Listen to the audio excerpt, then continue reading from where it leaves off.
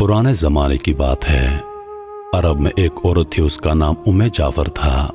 इंतहाई सखी थी। लोगों में ऐसे तकसीम करती कि दाएं हाथ को बाएं हाथ का पता ना चलता। कुछ दिनों से वो एक रास्ते से गुजरने लगी। उस रास्ते पर दो अंधे बैठे हुए थे।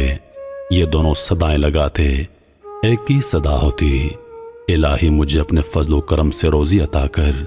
दूसरा अंधा कहता, यार अब उम्मे जाफर का बचा हुआ अता कर। उम्मे जाफर उन दोनों की सदाएं सुनती और दोनों को अता करती। जो शख्स अल्लाह का फजल तलब कर रहा था उसे 2 दिरहम देती, जबकि उम्मे जाफर के फजल के तलबगार को एक भुनी हुई मुर्गी अता करती। दिलचस्प बात यह है, जिसे मुर्गी मिलती वो अपनी मुर्गी को दूसरे अंधे को 2 दिरहम में बेच देता। कई दिनों तक यही सिलसिला चलता रहा।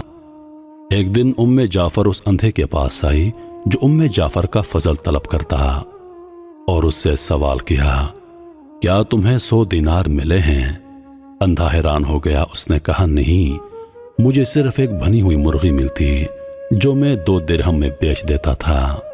उम्मे जाफर ने कहा, जो अल्लाह का फजल तलब कर रहा था मैं उसे 2 दिरहम देती और तुम्हें भुनी हुई मुर्गी में 10 दीनार डालकर देती रही।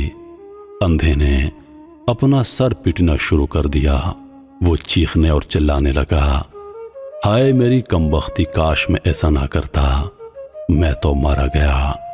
उम्मे जाफर ने कहा, यकीनन अल्लाह का फजल तलब करने वाला कामयाब है और इंसानों के फजल का तलबगार महरूम है।